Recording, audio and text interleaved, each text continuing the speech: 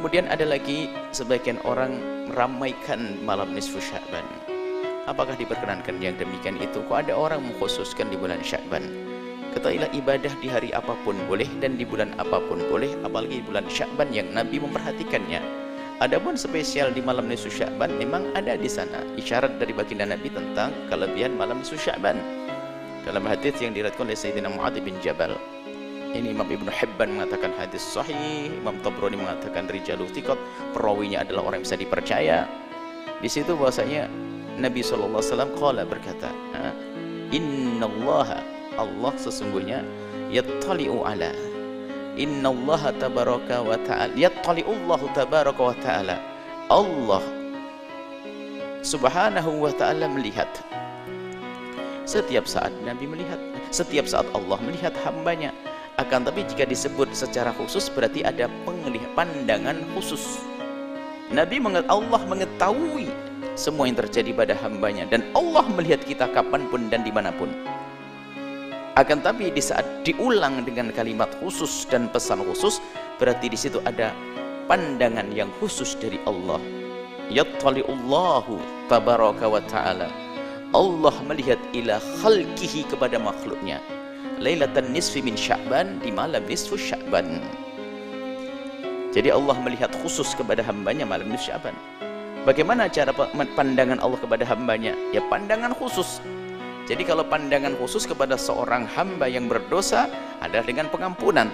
Hamba Anda terkasih dengan rahmat, tambahan rahmat dan berkah. Jika Anda tidak punya dosa berarti dipandang dengan rahmat, ditambah berkah. Kalau punya dosa diampuni.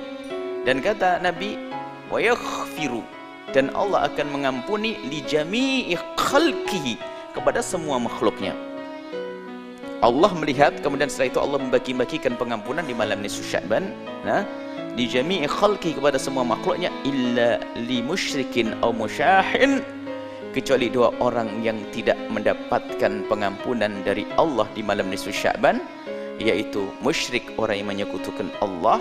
Kemudian yang kedua dari ahli iman, orang yang musyahin, punya kebencian dan dendam serta permusuhan dengan saudara.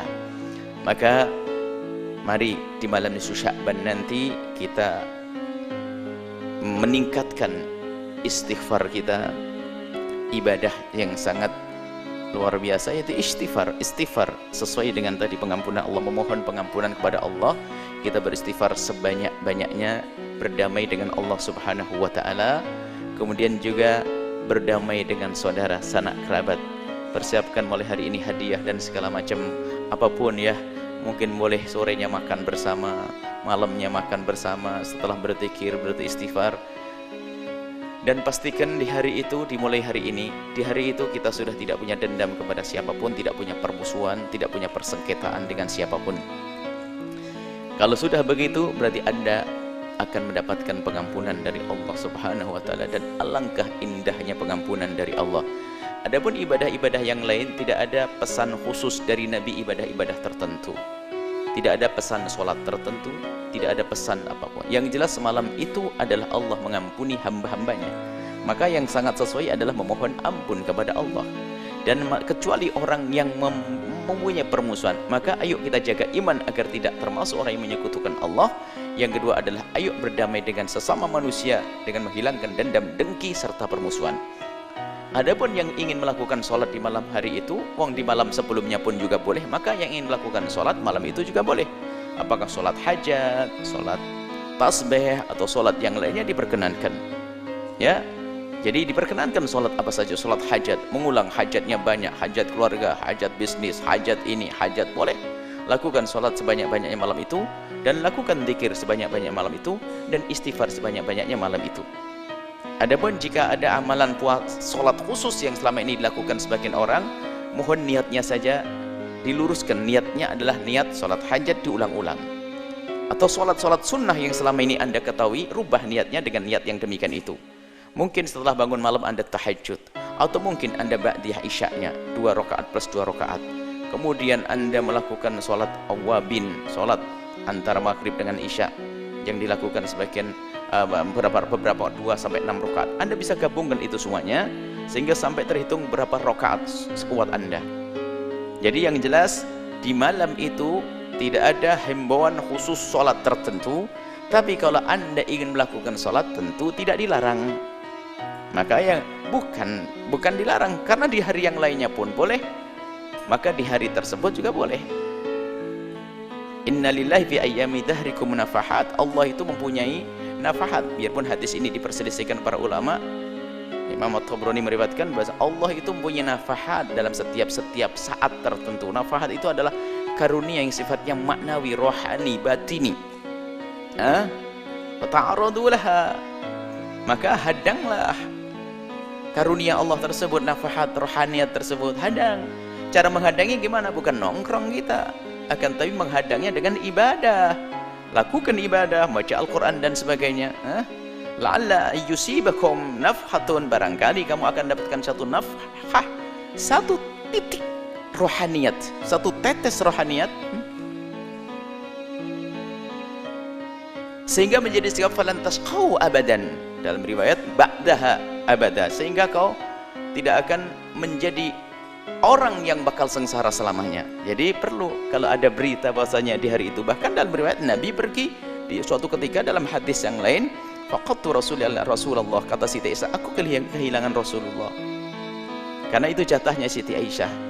Kemudian faida huwa bil baki, tak taunya fakharajtu, keluar Siti Aisyah, faida huwa bil baki, Nabi di baki di antara masjid Nabi dengan makbarah, kuburan itu adalah namanya baki.